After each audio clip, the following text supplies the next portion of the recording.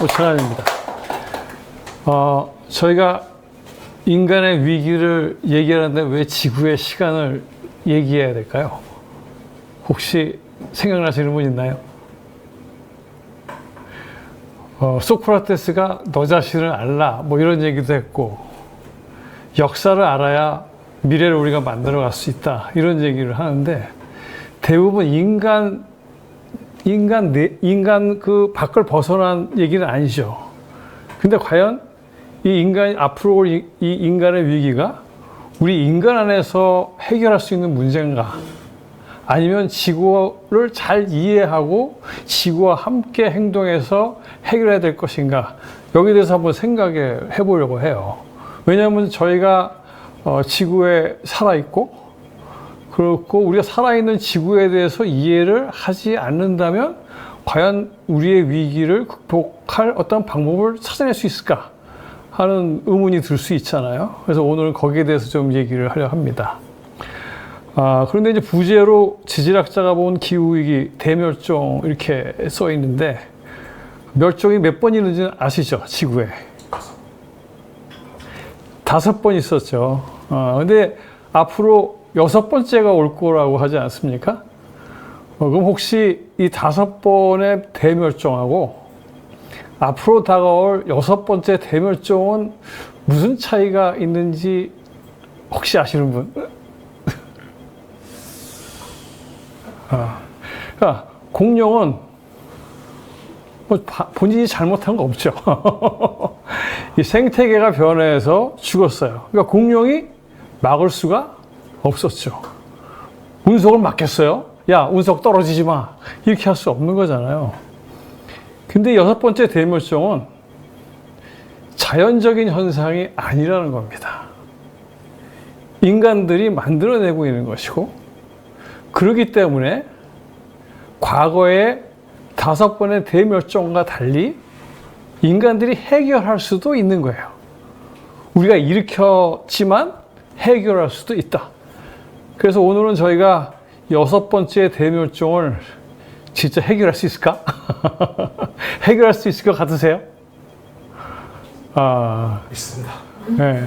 제가 이제 이렇게 기후 위기를 강연을 많이 하다 어느 날 그 한일 그 청소년 어떤 그 생태 모임에서 강연을 하게 됐어요. 근데 그때까지만 해도 제가 기후 위기의 위험성만 막 강조를 했거든요.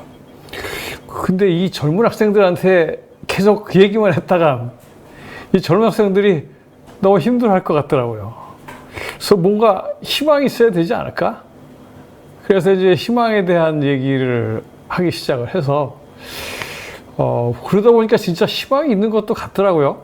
그래서 오늘 그런 희망에 대해서도 이 기후위기의 아주 무서움과 함께 희망에 대한 얘기도 좀 해드릴까 합니다. 그리고 오늘 제가 말씀드릴 내용들은 크게 7가지인데요. 첫 번째는 지구 환경과 생명의 진화. 그러니까 이 지구의 나이가 얼마 되는지 아시죠? 46억 년. 인간이 태어난 거는 얼마 안 되죠. 우리 호모 사피엔스가 태어난 것은 길게 봐도 2, 30만 년, 짧게 보면 몇만 년밖에 안 되죠. 그 외에 인간은 이렇게 45억 년 끝에 태어났을까? 그 이유가 없을 수는 없죠. 그래서 이게 지구 환경과 생명의 진화의 결과물이 저희 인간이기 때문에 저희 인간들이 어떻게 살아야 될까를 이해하기 위해서는 이 지구 환경이 어떻게 변해왔고 생명이 어떻게 진화해 왔는가 이런 걸 알아봐야 될 것 같아요. 여러분들 지구에 산소가 지구가 처음 생겼을 때 산소가 있었을까요? 없었을까요? 없었죠. 산소가 없으면 산소를 이용하는 생명체가 있을까요? 없을까요? 없죠. 지구가 허락하는 한도 내에서 지구의 생명체는 살 수 있는 거죠. 그래서 지금 지구가 45억 년이 지나서야 인간이 살 수 있도록 허락해 준 겁니다. 근데 우리가 거기에 감사 잘 안 하죠? 예, 그래서 거기에 대해서 알아보고요. 두 번째로는 인류는 왜 축복받은 존재인가? 저희가 사실 굉장히 축복받은 존재인데 사실 잘 모르고 있죠. 거기에 대해서 좀 이유를 말씀드리고, 그러기 때문에 우리가 후손에게 이 지구라는 이 훌륭한 축복받은 어떠한 장소를 잘 물려줘야 된다. 이제 그 말씀을 드리고 싶고요. 세 번째는 이 지구 최대 멸종이 언제 일어나는지 아세요? 5번 있었는데 가장 큰 멸종이 언제 일어났을까요? 폐렴기 2억 5천만 년 전이죠. 2억 5천만 년이 언제냐면 이 한반도가 처음으로 만들어진 때예요. 여러 조각으로 나누어져 있던 한반도가 부딪혀서 만들어지고 그때 이 아시아도 만들어집니다. 그 전에 아시아가 없었어요. 그러니까 어마어마한 지각 변동이 일어나고 있던 시기죠.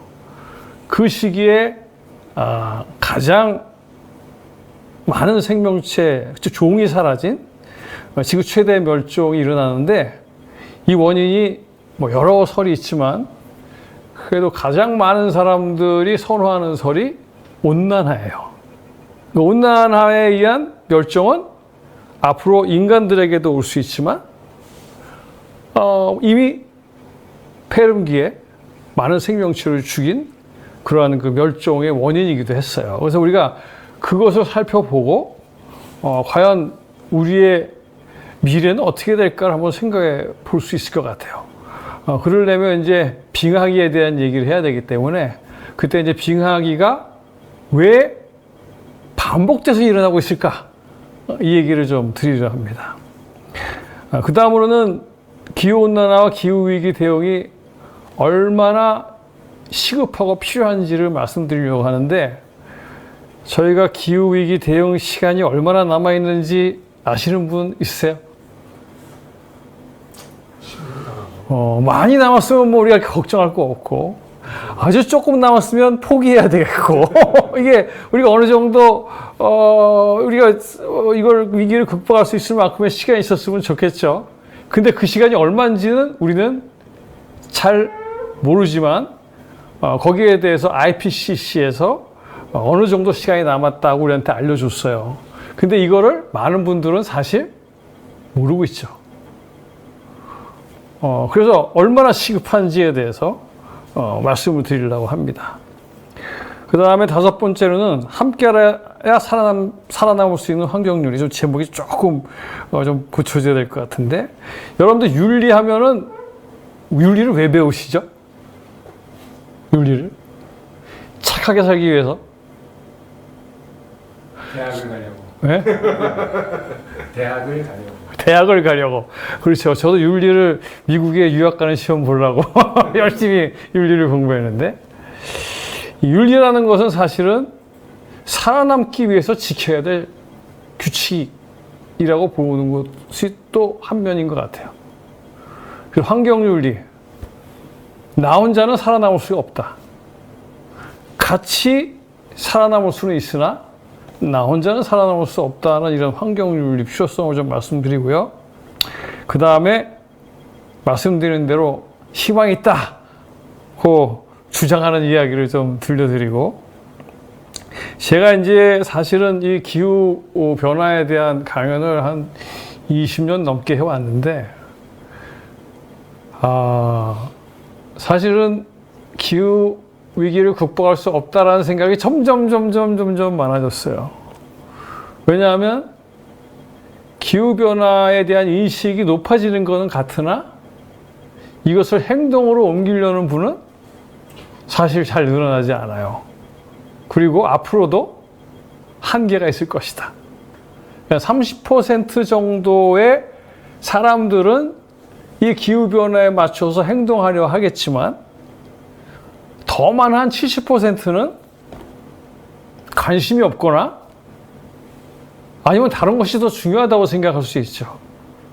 여러분들 선거하시면 어떻습니까? 기후위기를 막겠습니다 하는 후보가 선거가 될까요? 공장을 가져오겠습니다 하는 후보가 선거가 될까요? 이건 당연히 공장 가져오는 분이 선거에 이기는 겁니다.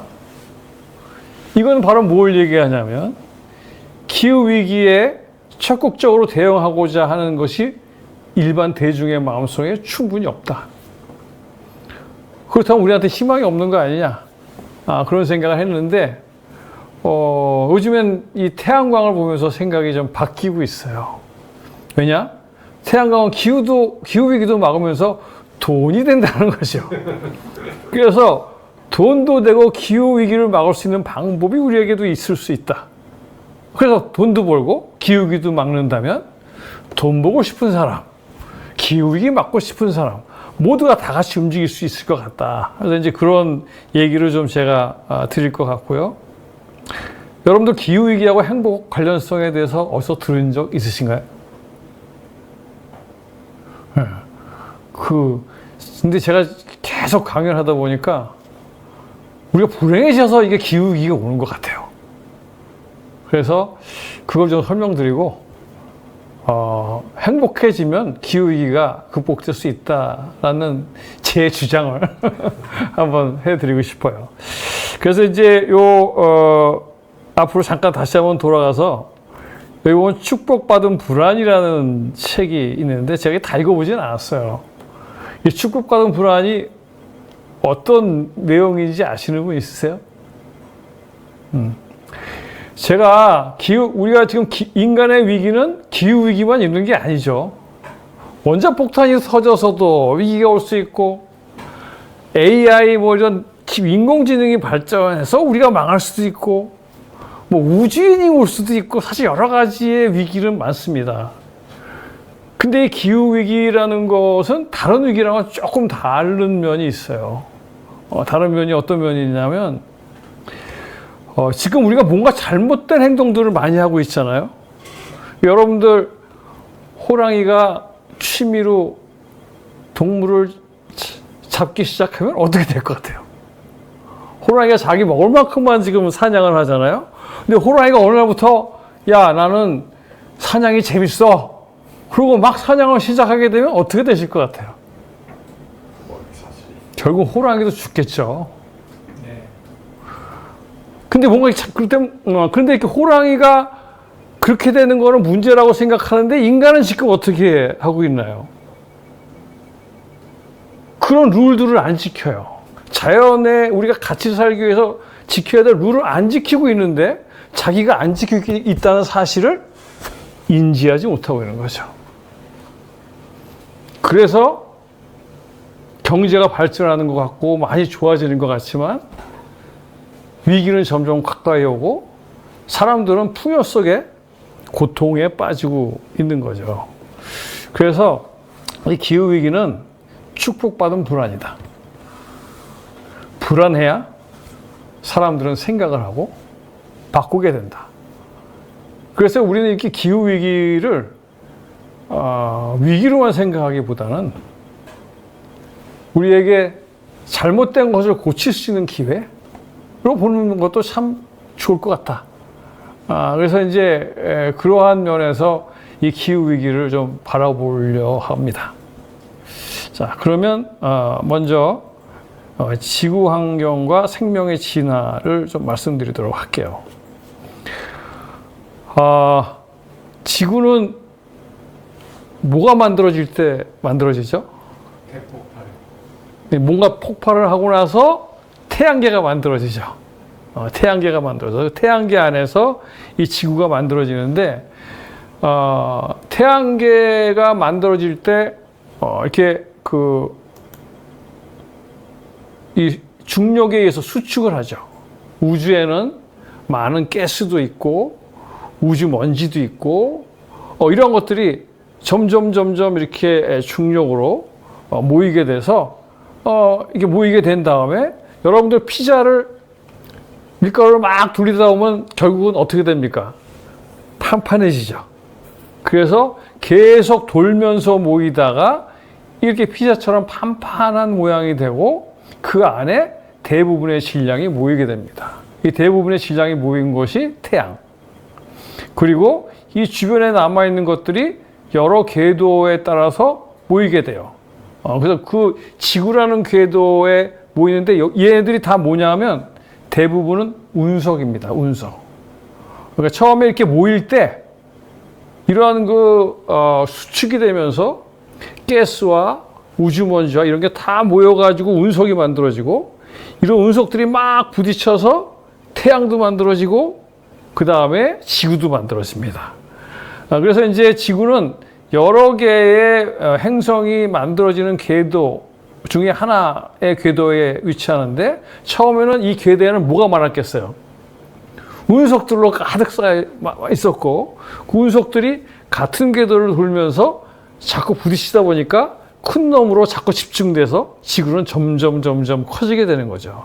그래서 지구는 이제 운석 덩어리들이 부딪혀서 점점 이제 커지게 되는데, 그래서 이렇게 우주의 먼지, 수증기, 기체가 모여서 이런 원시 태양계가 형성이 되고, 이때 이제 그 태양계 주변에 이 지구 궤도에 있었던 운석들이 모여서 이제 지구가 만들어집니다. 근데 이 지구는 이 만들어지는 과정에 점점 뜨거워져요. 왜 뜨거워질까요? 일단 운석이 와서 충돌하니까 충돌 에너지가 생기죠. 이것이 열 에너지로 바뀌기도 하고, 그 다음에 이렇게 수축을 하면서 위치 에너지가 또 열 에너지로 바뀌기도 하고, 그래서 지구는 점점 뜨거워집니다. 그리고 밖에서 운석들이 막 때리죠. 그러다 보니까 이 어마어마한 마그마가 만들어지죠. 이 마그마가 만들어지는데, 이때는 바다가 있었을까요? 없었을까요? 바다가 있을 수가 없죠. 물도 없는데. 근데 아까 제가 운석 안에는 뭐가 들어갔다고 말씀드렸죠? 기체들이 들어간다고 그랬잖아요. 이 운석 안에 기체 중에 가장 많은 게 뭐겠습니까? 물. 그 다음 많은 게 이산화탄소. 그래서 이런 것들이 운석 안에 다 들어있어요. 그래서 운석들이 막 부딪히면서 녹으니까 운석 안에서 얘네들이 빠져나갑니다. 그렇게 해서 이런 그 운석 안에 수증기들이 다 빠져나와서 대기를 형성하기 시작합니다. 그러니까 고체 덩어리가 두 개로 나눠지는 거죠. 대기와 그 안에 있는 고체 덩어리와. 그런데 아직까지는 액체라는 물은 존재하지 않아요. 왜냐하면 너무 뜨거우니까 다 수증기로 존재하는 거죠. 그래서 좀 그림을 좀 보시면, 이렇게 이제 마그마 운석들은 막 떨어지고 마그마의 바다가 되고, 이 마그마에서 기체들이 빠져나오면서 대기가 만들어지는데, 너무나 그 가스가 많으니까 지금은 밖에를 보면 별들이 보이잖아요. 그때는 별이 안 보이죠. 가득 가스들이 차서. 그러다가 지구의 온도가 식으면서 이 수증기가 내려와 비로 내리면서 바다가 만들어져요. 비로소 이렇게 육지와 대기와 바다가 만들어지는 거죠. 근데 지구 처음에는 바다가 없었어요. 이런 지구의 지구는 이렇게 하나로 고정되어 있는 게 아니라 자기 모습을 계속 변화시켜 나가게 됩니다. 그래서 이렇게 이제 수증기가 빠져나와서 원시 대기를 형성하고, 이 마그마가 마그마가 식어서 지표면이 만들어지고, 식으니까 또 수증기가 비로 내려와서 바다가 됩니다. 그러니까 수증기는 다 내렸으면 그 다음에 많이 남아 있는 건 뭐죠? 아까 마그마 안에 들어있는 것은 기체 중에 수증기가 제일 많고 두 번째로 많은 게 이산화탄소죠. 그럼 이 이산화탄소는 어디로 갔을까요? 여기 써 있죠. 대기 중에 이산화탄소가 많으면 물속으로 들어가게 되어 있죠. 많은 데서 적은 대로. 물속에 또 많아지니까 어떻게 되겠습니까? 많아지니까 다시 얘들은 침전을 해서 바위가 되죠. 그 바위 이름이 바로 석회암이야. 그래서 이게 지구는 다 연결이 돼서 이렇게 돌아가게 되는 거죠. 이때의 바다는 짤까요? 안 짤까요? 안 짤 것 같은데요.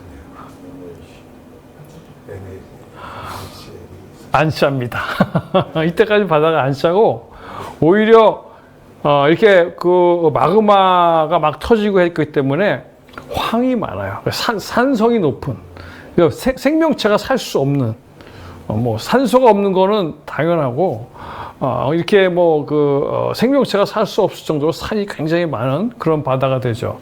근데 시간이 지나면서 이제 이 바다가 점차적으로 생명이 살 수 있는 곳으로 변화하게 되죠. 그로 인해서 이제 우리가 이 바다가 생긴 게 얼마 정도 전쯤 될까요? 46억 년에서 어느 정도 시간이 지나면 바다가 생길까요? 42억 년. 네. 여기 40억 년. 요 뒤에 가서 좀 표를 좀 여기 보여드리면 여기 46억 년인데 한 5억 년 정도, 길게 한 5억 년 정도에 걸쳐서 이 과정이 일어납니다. 그럼 하루아침에 되는 건 없어요. 5억 년에 걸쳐서 이렇게 땅도 생기고 하늘도 생기고 바다도 생깁니다. 그래서 바다가 생기니까 드디어 뭐가 생길 수 있게 된 겁니까? 생명체가. 근데 바다 밖에서는 왜 생명체가 살 수 없을까요? 살 수 없었어요. 왜 그랬을까요? 뜨거워서 네? 탄소, 이산화탄소. 뭐 산소도 없고 또 자외선. 이때는 산소가 없으니까 뭐도 없었습니까? 오존층도 없죠. 그러니까 태양풍이라든지 우주선을 막아줄 놈이 아무도 없으니까 물 바깥에서는 생명체가 살 수가 없어요. 물 속에서만 생명체가 살게 되는 거죠. 근데 이때 물 속에서 사는 생명체가 산소를 이용해서 살았을까요? 아닐까요? 아니죠. 왜 산소가 없으니까. 그럼 도대체 어떻게 사는 거예요? 예, 그게 이제 저희가 거기에 대해서 이제 우리가 얘기를 해보고 이게 어디냐면 지금 바닷속이에요.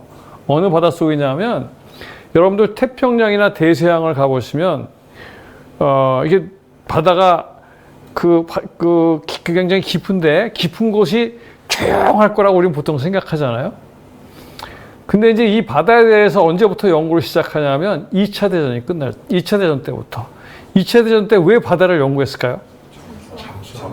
잠수함이 나와가지고 이 유럽하고 미국에 가는데 잠수함이 와서 계속 공격을 하는 거예요. 그러니까 잠수함을 찾으려고 이 바다를 조사해 봤더니 이 바닷속에 산맥이 있는 거예요. 웬 바닷속에 산맥? 그래서 보니까 거기가 새로운 지각이 만들어지는 대양조 산맥이었고 거기서 지금 여기 이런 연기들 막 나오잖아요. 검은 연기. 이게 마그마가 만들어지면서 거기서 나오는 가스들이에요. 여기는 황화가스가 굉장히 많죠. 그래서 이렇게 굉장히 깊은 곳에는 생명체가 살 수 없을 것이라고 생각했어요. 햇빛도 안 들어가지. 그래서 다 살 수 없을 거라고 생각했는데 사람들이 기술이 좋아져가지고 잠수청을 타고 들어가 봤더니 생명체가 버글버글한 거예요. 그래서 얘네들은 산소나 이런 빛을 이용한 게 아니라 여기에 들어있는 황화가스를 이용해서 살아갑니다. 그래서 지구 최초의 생명체들은 산소가 아니라 황을 이용해서 살죠. 그래서 이런 황을 이용해서 사는 생명체들이 결국은 그 중에 이런 남조류라는 화석이 생겨나고 남조류가 드디어 뭘 시작하냐면 광합성을 시작합니다. 얘가 광합성을 시작하면서 물속에서는 드디어 산소가 나타나게 되죠.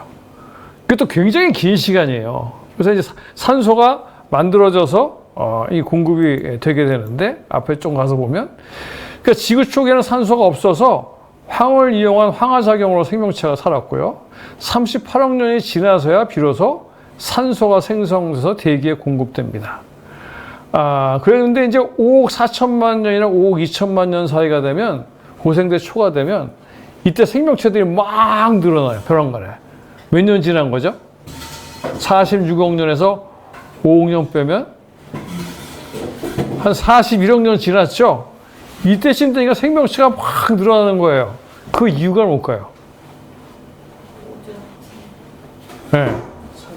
아까 뭐가 있어서 생명체가 살기 힘들었다고 그랬죠? 오존층이 없어서. 뒤에 설명드리겠는데 이때 오존층이 생기면서 생명체들이 막 번성을 하는 거예요.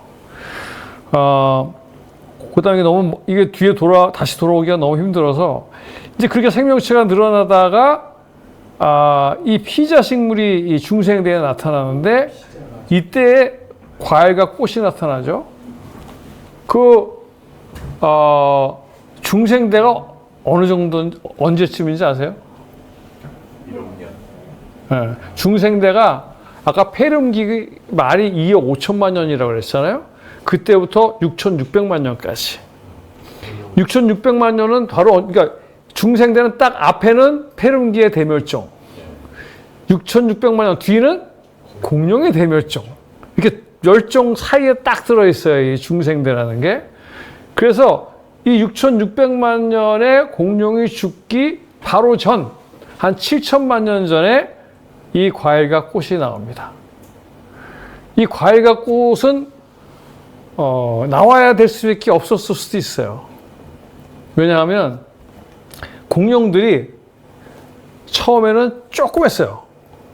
근데 그래서 처음에 이제 우리가 트라이알 시기에는 조그맸는데 주라기 공룡의 시대에는 커지죠. 그 다음에 백악기에는 더 커져요. 그 얘네들이 얼마나 많이 먹겠어요. 그냥 등치가 이만한 놈들이 그냥 어마어마하게 먹어대니까 식물들로서는 죽을 맛이죠. 식물도 나도 살아야 되겠다 생각을 했을 것 같아요. 그래서 그때까지 공룡들이 먹던 이 식물은 다 거시 식물이었어요. 고사리 같은 것들. 엄청 대형의 거시 식물. 그러니까 얘네들은 뭘 만들어내야 되겠어요? 속시 식물을. 공룡이 못 먹는 속시 식물을 만들어냅니다. 자기도 안전하고. 그리고 자기가 번성을 많이 해야 되겠잖아요. 그럼 뭐를 만들면 번성이 잘 되겠습니까?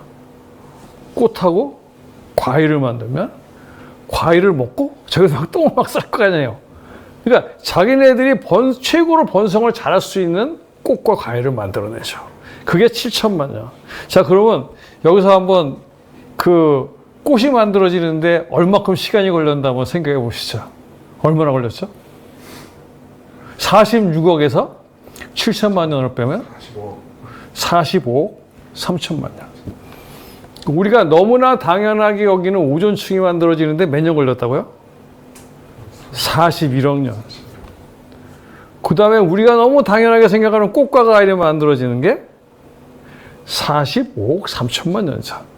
그러니까 이 지구는 인간이 살 수 있는 환경을 45억 년에, 46억 년에 갖춰서 만들어 준 거예요.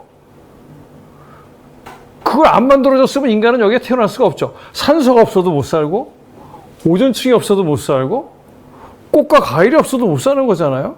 바다가 없어도 못 살고. 이 모든 것이 46억 년의 진화 속에 만들어졌고, 비로소 인간은 여기 살게 된 거죠. 그러니까 우리는 이 자연환경이 바뀌게 되면 우리는 살 수가 없어지는 겁니다. 그래서 이 지구에 있는 생명체들은 지구가 허용하는 범위 내에 있을 때만 살아남을 수 있는 거죠. 그 환경이 파괴되면 살 수가 없는 거예요. 공룡이 죽을 때 지구가 죽었나요? 안 죽었죠. 그럼 사람이 죽으면 지구는 안 죽죠. 단지 종만 바뀌는 겁니다. 그러니까 이 대멸종이라는 게 진짜 다 죽는 게 아니죠. 대멸종이라는 건 뭐냐면 새로운 생명체로 전환되는 거예요. 환경의 변화에 맞춰서 새로운 종으로 바뀌는 거니까 멸종되는 종의 길은 매우 슬픈 이야기지만 새로운 세계를 여는 종한테는 아주 희망적인 거죠. 만약에 공룡들이 멸종하지 않았으면 포유류가 진화할 수 없었죠. 그러니까 우리는 5번째 대멸종이 있었기 때문에 포유류가 진화할 수 있었고, 그래서 우리가 이렇게 지구상에 살아남을 수 있었기 때문에 사실 어떻게 보면 5번째 멸종의 가장 큰 혜택을 본 이 생명체라고 생각해도 됩니다. 그래서 이 얘기들을 좀 한번 그림을 보면서 다시 한번 보도록 하겠습니다. 이게 이제 지구의 산소가 증가한 건데요. 이게 이제 시간이 이렇게 지나면서 이게 40억 년, 30억 년, 여기 한 10억 년인데 산소가 점점 늘어납니다. 그래서 이렇게 산소가 늘어나다 보니까 요 기간을 중심으로 해서 산소가 많아지니까 드디어 붉은 퇴적암. 붉다는 거는 무슨 일이 벌어졌다는 것이죠? 산화작용이 일어났다는 거죠. 지구에는 원래 산화작용이 없었어요. 산소가 없으니까. 근데 물속에 산소가 많아지고 대기로 나오자마자 가장 먼저 한 애들이 산화작용을 하는 겁니다. 그래서 붉은 퇴적암이 만들어지고, 그 다음에 요 산소가 없을 때는 물속에 철이 엄청나게 많이, 철 이온들이 많았어요. 그러다가 어디서 산소가 싹 공급이 되면 같이 침전을 해버리죠. 그래서 이때 어마어마한 철광들이 많이 생기게 되는데, 이게 우리나라에도 관련이 있어요. 이게 한 24억에서 25억 년 사이인데, 그 북한의 무산 광산이라고 있고, 중국의 안산 광산이라고, 여기는 고구려 때 아마 잘 썼을 것 같아요. 이게 25억 년 전에 만들어진 철광인데, 그게 엄청나게 중요한 역할을 아직도 하고 있거든요. 이런 것들이 산소가 막 늘어나기 시작할 때 산소하고 물에 녹아있던 철하고 반응을 해서 침전하면서 만들어진 거예요. 그 이후에는 산소가 많은 철광상, 산소가 적은 철광산이 계속 호충으로 나옵니다. 그러니까 즉 무슨 얘기냐면 산소가 점점 지구에 많아지고 있어서 이 환원 환경에서 지구가 산화 환경으로 바뀌고 있다. 이런 걸 이제 얘기해 주는 것이죠. 요것들이 철광상들이 퇴적된. 그러다가 아까 말씀드린 것처럼 5억 4천만 년에서 5억 1천만 년 사이 경에 생명체가 아주 폭발적으로 증가하는데, 이 시기를 우리가 뭐라고 그러냐면 캠브리안이라고 그러죠. 캠브리안. 그래서 이 캠브리안 이전에 이 긴 시기를 다 뭐라고 부르냐면 선 캠브리아기. 캠브리아기보다 전이다. 그래서 생명체는 이 캠브리아기 이후에 많이 만들어지게 되죠.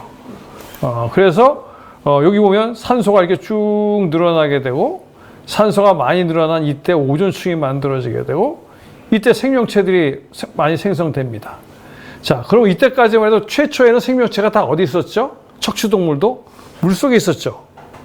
근데 육지는 아무것도 없었어요. 육지, 이제 오존층이 생기기 시작하니까 드디어 생명체가 어디로 올라올 수 있습니까? 육지로 올라올 수 있는 거죠. 그래서 양서류들이 생기게 되고, 양서류가 생기기 전에 육지에 식물들이 자라나는 거죠. 그러니까 식물들이 자라나니까 동물이 따라 올라올 수 있고, 드디어 이제 생명체들이 지구로 이제 육지로 이제 올라오게 되는데, 이렇게 해서 이제 진화가 계속 됩니다. 인간들이 태어나는데, 인간이 태어날 때도 역시 커다란 고통이 있었어요. 이제 그 하나의 설에 의하면 대부분은 이게 인류가 아프리카에서 나왔다고 그러지 않습니까? 이 아프리카에 땅이 갈라지면서 깊은 계곡과 산이 생겼어요. 그러다 보니까 대서양에서 불어오는 바람이 산맥에 맥히게 되니까 바다 쪽에는 숲이 많아서 유인원들이 땅으로 내려올 이유가 없었어요. 근데 그 안쪽에는 바람이 안 불어오니까 비가 안 내리잖아요. 그 나무가 없어져요. 그러니까 안 내려올 수가 없는 거죠. 내려오면 위험한지 알지만 내려와서 먹이를 찾을 수밖에 없어지는 거죠. 그러면서 걷게 되고, 그러니까 엄청난 희생을 치렀겠죠. 엄청난 희생을 치르면서 이 인류가 태어났다고 하는 학설이 있어요. 그러니까 모든 새로운 변화는 사실 굉장히 많은 어려움을 겪어야 이루어지는 거죠. 지금 우리가 앞으로 지금 겪고 있고 앞으로 겪을 큰 위기는 어쩌면 또 새로운 세상을 만들어내기 위한 어떤 또 이 기회일 수도 있다고 아까 말씀드린 것과 같이 그럴 수도 있습니다. 그래서 이제 시계로 따지면요, 지구의 역사로 24시간이라고 하면 인간은 언제 태어났냐면 23시 59분 57초에 태어났어요. 그러니까 뭐 우리가 지구의 주인이라고 하기에는 좀 그렇죠. 그래서 인간은 지구의 주인이 아닌 것 같아요. 그런데 우리가 지구의 주인인 줄 알죠. 그래서 이제 다르게 한번 표현해 보면, 누가 새를 들어왔어요. 새를 들어온 사람이 잘 살다가 벼랑간 주인 보러 나가라고 그러면 어떻게 하겠어요, 주의지? 네가 나가 그럴 거 아니겠어요? 근데 지금 인간들은 누가 잘 살게 해줬어요? 그랬더니 이 사람 이 인간들이 뭐 자연 보러 네가 나가려는데 자연이 어딜 나갈 데가 어디 있어요? 그러면 야, 인간이 나가는 게 제일 좋겠다. 지금 사실 저도 인간이지만 사실 인간들이 하는 일은 너무 이 자연 생태계 많은 동식물 그 다음에 지금 아프리카에 사는 많은 어려운 사람들에게 너무나 안 좋은 일들을 하고 있잖아요. 그러니까 어떻게 보면 그 영화에서처럼 영화에서 악당이 인간을 없애는 게 목적이잖아요. 그 악당이 진짜 악당인가 가끔 헷갈려요. 그리고 어떤 영화에서 이렇게 딱 하니까 인류의 반이 없어졌잖아요. 그거 우리는 굉장히 가슴 아파하는데 진짜 그렇게 되면 좋겠다. 그 인간을 빼고는 다 생각할 것 같아요. 그래서 사실 우리는 함께 살아야 할 의무가 있음에도 그걸 잊어버리고 있고 그런 것들이 우리를 지구에서 지구를 떠나거라 하고 옛날에 코미디에 나왔었잖아요. 그런 일이 벌어지고 있는 게 아닌가 그런 생각을 해봅니다. 그래서 아까 말씀드린 것처럼 45억 년의 지구 진화 결과 우리가 살아가게 됐기 때문에 이게 45억 년, 46억 년에 걸쳐서 만들어진 이 환경을 잘 지켜야 되겠다 이런 생각을 하고요. 여기 이제 이 해양에 식물성 플랑크톤이 있는데 얘네들이 육지의 숲처럼 산소를 만들어내고 이산화탄소를 많이 흡수하고 있어요. 근데 자꾸 바다가 산성화되니까 CO2가 자꾸 들어가서 그러다 보니까 얘네들이 굉장히 많이 감소를 했어요. 이렇게 되면 해양 생태계가 파괴되면 일단 어류도 줄어들고 그 다음에 이산화탄소 흡수도 굉장히 크게 감소할 것이고 그러면 이제 첫째로 기후위기도 기후위기지만 수천만 명의 어민들이 일이 없어지는 거예요. 우리도 식량이 엄청나게 줄어들겠죠. 이렇게 되니까 결국은 우리가 하고 있는 일은 우리를 위기로 몰아넣는 거다. 근데 꿀벌이 멸종하면 과연 어떻게 될까? 역시 이 과일 생산량, 채소 생산, 견과류 이런 것들이 다 줄어들면서 사료를 먹는 가축 감소가 일어나고 그와 함께 식량난과 생태계 붕괴로 한 142만 명이 사망할 수도 있다고 합니다. 근데 우리는 문제가 뭐냐? 이 바다가 산성화가 돼서 플랑크톤이 40% 죽어서 더 죽었다. 그러면 야, 땅땅땅 두드려가지고 오늘부터 바다를 살립시다.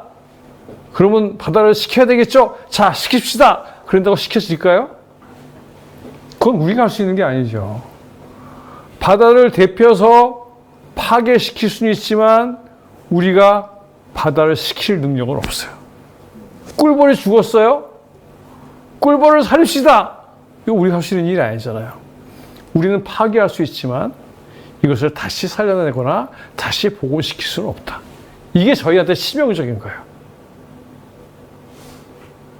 파괴되면 더 이상 우리가 복구할 수가 없다. 그래서 우리한테 가장 중요한 것은 우리를 지켜주는 생태계에게 감사해야 되고 이거를 잘 보존해야지만 우리가 살아남을 수 있다는 사실을 꼭 알아야 된다는 거죠. 그래서 우리는 지구의 주인이 아니라 지구의 수혜자인 겁니다. 지구가 잘 돼 있어야지만 나도 살아날 수 있는 거죠. 그래서 제가 이제 이 퀴즈를 한번 드리려 해요. 여러분들 환경운동할 때 가장 많이 들은 표 중에 하나죠. 지구를 살리자. 자, 이때까지 강연을 들으셨으니까 지구를 살릴 수 있는 분 아니면 우리가 살릴 수 있다고 생각하시는 분 그럼 지구를 살릴 수 없다고 생각하시는 분 왜 그렇게 생각하세요? 그 자동차가 가다가 앞에 목표물이 장애물이 나타나면 브레이크를 밟거든요. 네. 근데 가다가 뚝 떨어지면서 정지하는 게 아니라 밀리잖아요. 그러면 위험을 감지하고 그 위험을 막는 데까지 걸리는 시간이 있는데 네. 그 지금 온난화 때문에 벌어지는 일들이 운전자가 앞에 장애물이 나타나는 걸 발견해서 이제 브레이크를 밟아야 되는데도 이렇게 떠들어 대는데도 아무도 신경 안 쓰고 네. 지금 그냥 그 속도로 가고 있는 것 같아요. 그러니까 지금 우리가 이렇게 가다 보면은 더 이상 이 증폭 현상에 의해서 우리가 막을 수가 없게 된다. 살릴 수가 없다. 그 밟으려는 노력을 안 하는 네. 것 같아서요. 자, 그러면 아까 앞에도 했지만 그럼 우리가 브레이크를 안 밟고 막 갔어요. 그럼 지구가 죽을까요?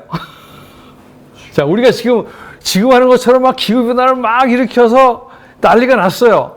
지구가 죽을까요? 지구는 안 죽죠. 사람이 죽. 사람이 죽죠. 우리가 지구를 죽일 수 있을까요? 죽일 수 없죠. 지구는 아까 말씀드린 것처럼 지구 내부에 있는 에너지를 가지고 태양 에너지와 함께 진화를 했으니, 여기도 써 있지만, 이게, 인간이 사라진다고 지구가 죽는 것도 아니고, 그 다음에 지구 내부의 에너지하고 태양계 에너지를 가지고 살아가고 있는데, 태양이 없어지거나 지구 내부의 에너지가 없어져야 죽는 건데, 그건 우리하고 아무런 관련이 없어요. 그러니까 우리가 아무리 망가져도 지구를 죽일 수도 없고 살릴 수도 없어요. 이거 굉장히 중요한 개념이거든요. 근데 우리가 결정권이 있지 않다. 그럼 우리가 해야 될 일은 뭘까요? 우리를 지구, 살리는, 네? 인간을 살리는. 그렇죠. 우리가 하는 환경운동은 지구에 살아남자예요. 그래서 이렇게 어떻게 과장법으로 사람들에게 얘기해 주는 거는 굉장히 좋지만 지금은 더 이상 이 구호를 사용해서는 안 된다고 생각합니다. 너무 긴박한 상황이기 때문에 확실하게 정확하게 알아야지만 대책을 세울 수 있어요.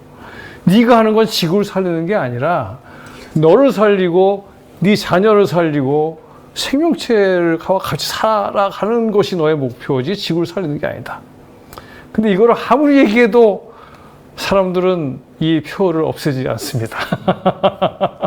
그래서 오늘 이제 이 강연에서 여러분들이 가장 기억해야 될 것 중에 하나가 바로 이 말입니다.